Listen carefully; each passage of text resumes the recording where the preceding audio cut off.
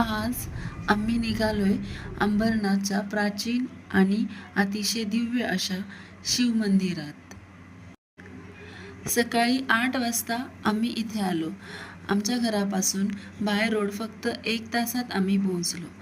आम्हाला आमचा दिवस खास आणि सुंदर ठिकाणी सुरू करायचा होता आणि कारणही अगदी तसंच आहे. आज आमच्या लग्नाला 13 वर्ष पूर्ण झाले. आमच्या लग्नाचा वाढदिवस. हे मंदिर ठाणे जिल्ह्यात आहे.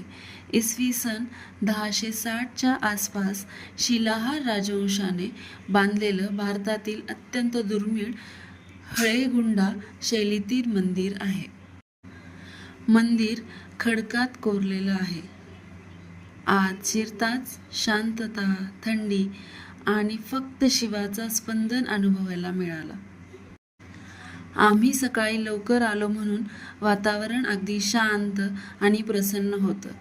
मंदिराच्या परिसरातल्या नक्षीकामाकडे पाहून मन भारून गेलं.